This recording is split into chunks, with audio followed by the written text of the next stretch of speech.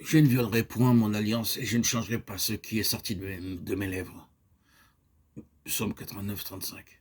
Il y a 7 couleurs dans l'arc-en-ciel répondant aux 7 alliances.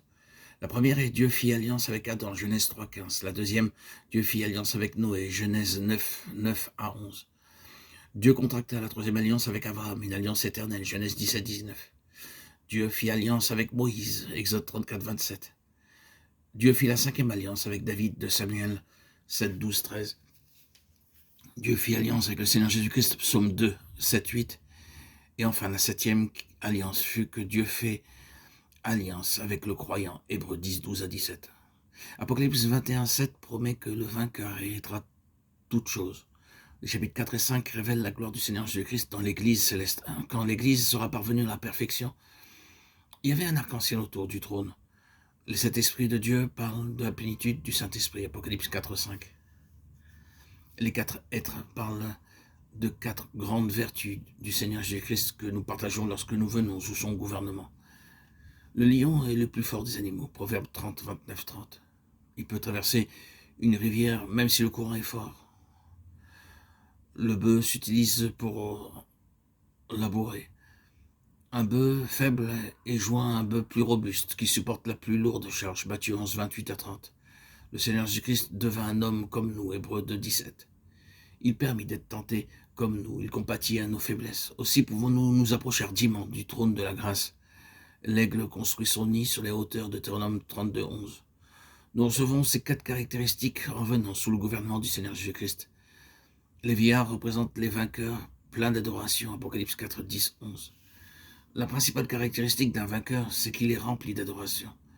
S'il n'y a pas d'adoration, il y a peu de croissance. Nous pouvons avoir un bon enseignement, mais s'il n'y a pas d'adoration, il n'y a pas de croissance. Et je vis au milieu du trône et des 4 êtres vivants et au milieu des vieillards un agneau qui était là comme immolé.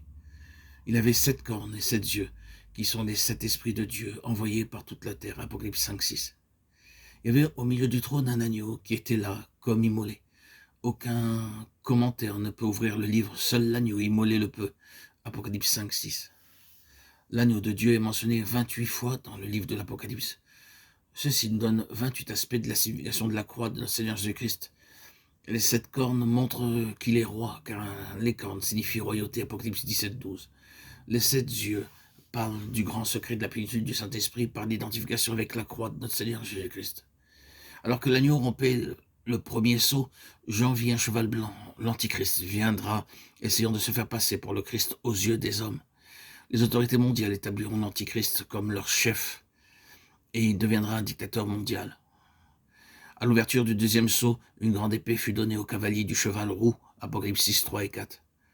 Ceci parle des nombreuses guerres. Le troisième sceau révèle un cheval noir prédisant une grande famine dans plusieurs parties du monde, versets 5 et 6.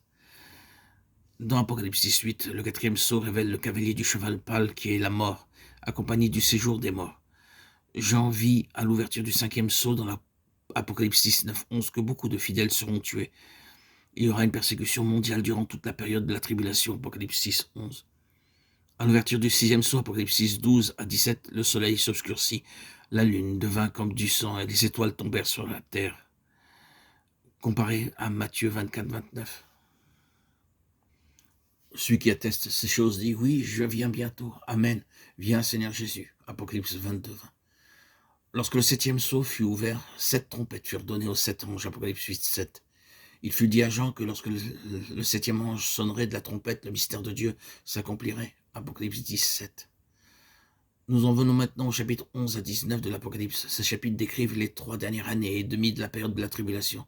Au moment où le septième ange sonne de la trompette, tous peuvent voir que le Seigneur Jésus-Christ va régner. Nous avons 3 armes par lesquelles nous pouvons vaincre le diable. Apocalypse 12, 11. La première est le sang de l'agneau. La seconde est la parole de notre témoignage. La troisième est que nous ne devons pas aimer nos vies jusqu'à la mort. Par une position ferme, alors nous pouvons vaincre l'ennemi.